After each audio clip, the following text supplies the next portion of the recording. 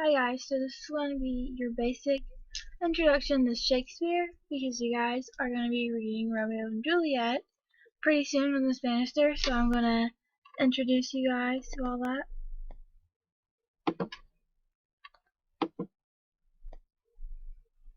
First thing we have is who is Shakespeare, and these are two photographs of him.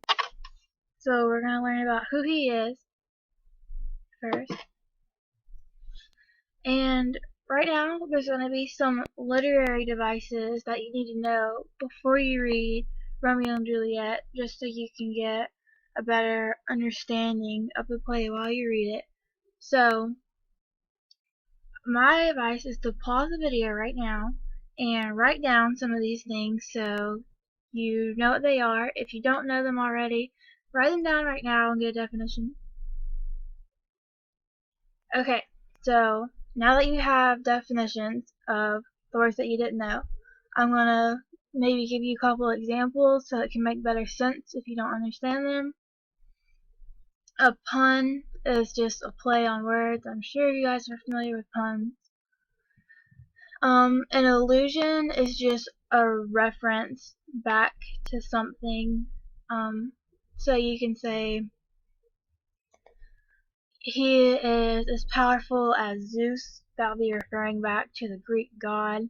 And in order to understand allusions, you have to know what they're alluding to. So sometimes they can be tricky, but most of the time it will tell you.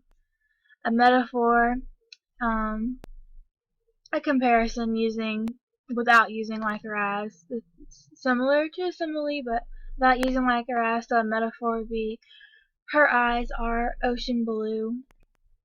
Personification, that's giving those traits to something not living, so you can say the wind is whistling. Obviously the wind can't whistle. Oxymoron is two compared words that sound fine together and make sense, but they have different meanings. So jumbo shrimp, big shrimp, long shorts, that kind of thing. A paradox is a statement that seemingly does not make sense, even though it does. So a popular example of that is the saviors themselves could not save. And foreshadowing is just some prediction of what's going to happen in the future.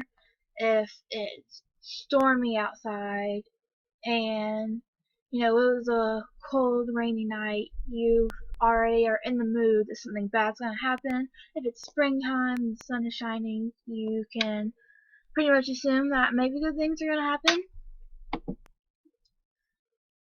And so that was things you need to know before you read Romeo and Juliet. But getting more back into Shakespeare, talking about his early life, there is no real documentation on when Shakespeare was born. But there was some small record of his baptism, so some scholars can kind of predict about when he was born. He grew up in England. It's sort of near London, a bit away. He was relatively poor, just because his father didn't make a lot of money, and he had a fair amount of brothers and sisters, as most people did in that time.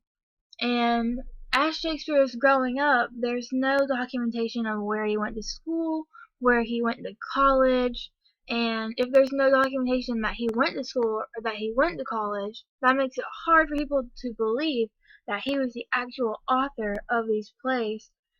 Perhaps someone wrote the plays with just signed the name Shakespeare on them, or maybe Shakespeare actually did write them, but they were someone else's stories, so he was kind of plagiarizing.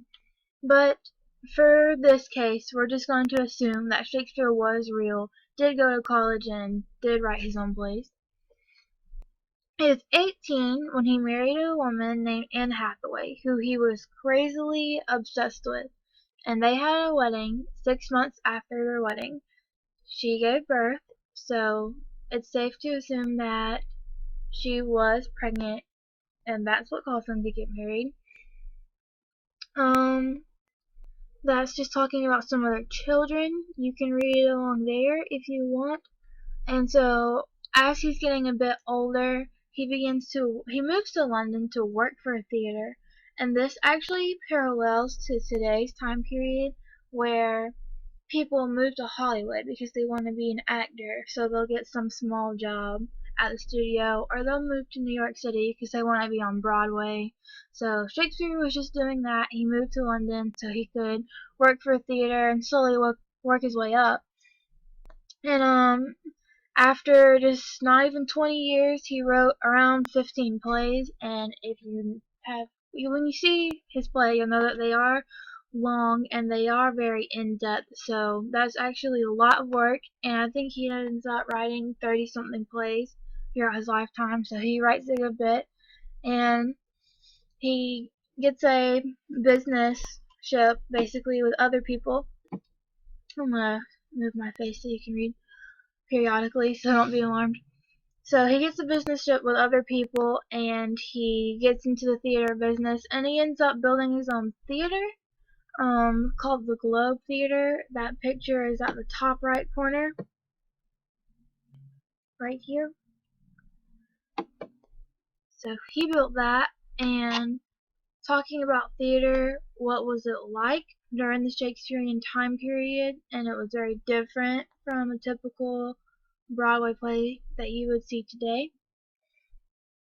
So most people, or common people, the less rich, would be in the little pit area down here. They were called noblemen, and they did not sit and watch. They stood around, drank, they ate, they talked, more similar to a concert maybe now.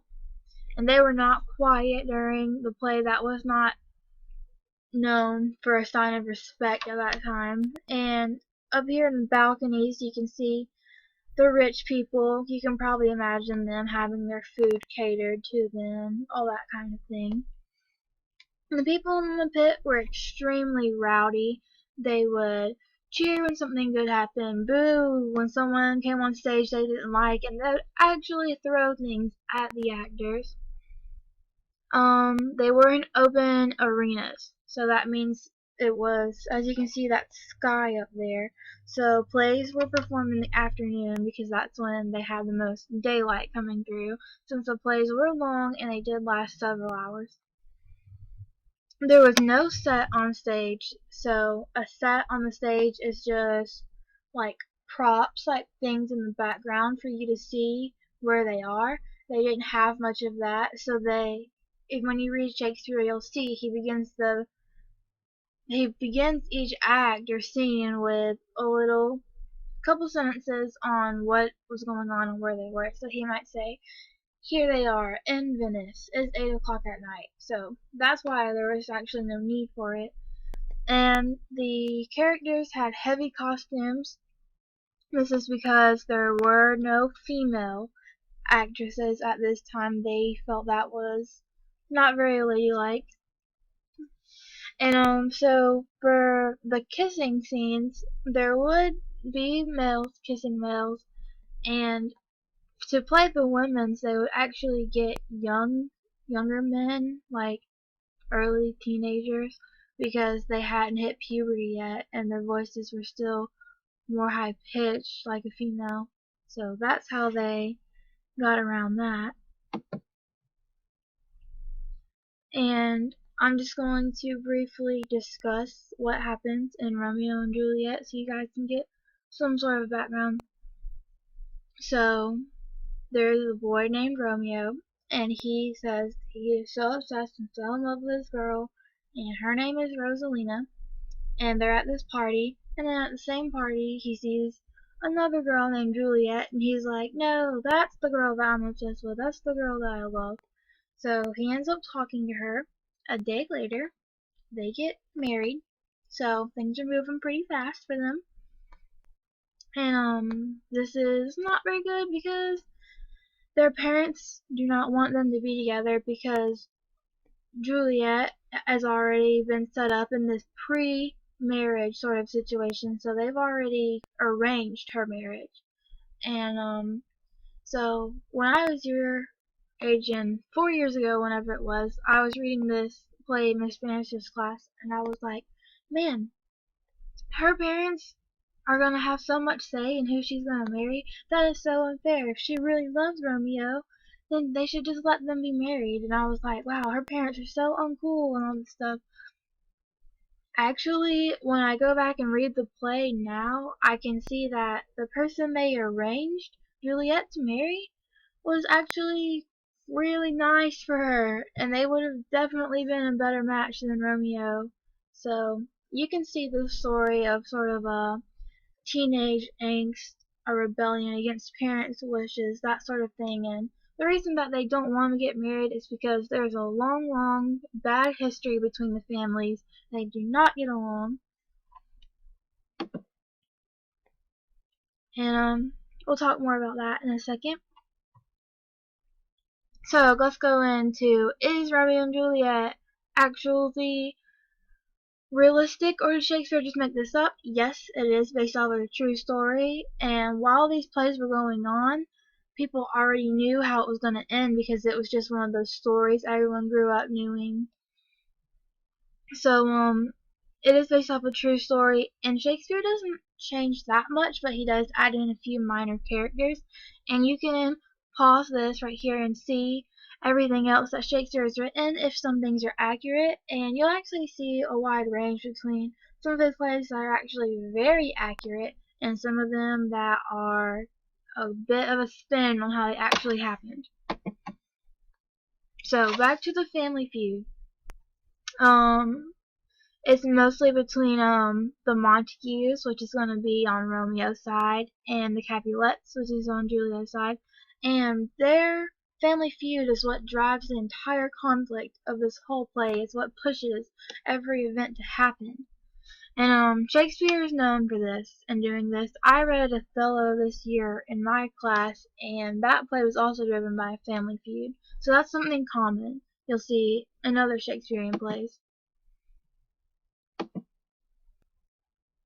And even though Shakespeare died on its 51st birthday, which seems really young for us, like a lot of our parents are maybe in their 40s or getting up to their 50s, somewhere in that range. So to die at 51, that seems really early for us now, but back then there was no proper medicine, there was no CVS, and you'll see all that when you meet a sort of drug dealer that comes into the family who's supposed to be like a pharmacist. So there's none of that going on at Shakespearean time, and that's why he doesn't live as long as he should.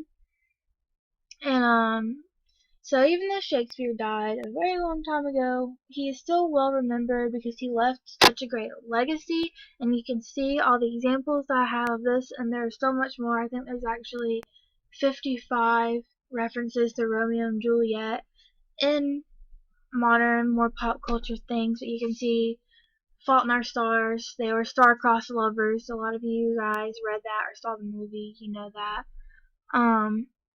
All that kind of stuff.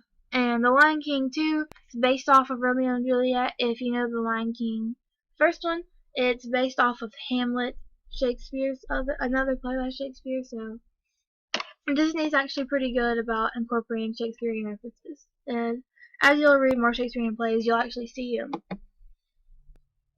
And continuing on with his legacy, on the left side of the screen, you're going to have common phrases Shakespeare created. In a pickle, wild goose chase, dead as a doornail. All these phrases that we still say nowadays, Shakespeare made up. And on the right side on this picture, we're going to see just a few of the words that Shakespeare actually created. So yes, he did make up words. You can pause that and read some of them, swagger, all that kind of stuff we say now. So just a reflection on what happened would be they're not allowed to date Romeo and Juliet, that is, even though they want to. So how do you think Shakespeare will end this play? Will they be married? Will they meet someone else? Will they ride in the battle on dolphins? Whatever you think is going to happen, take a sheet of paper and fold it in half. Then on half the paper, illustrate what you think is going to happen. So you can draw them riding in the battle on dolphins if that's how you think the play is going to end. And on the other half of the paper, let's give a good paragraph, 3 to 5 sentences typically, on what you drew. and why you drew this and why you wanted to end this way.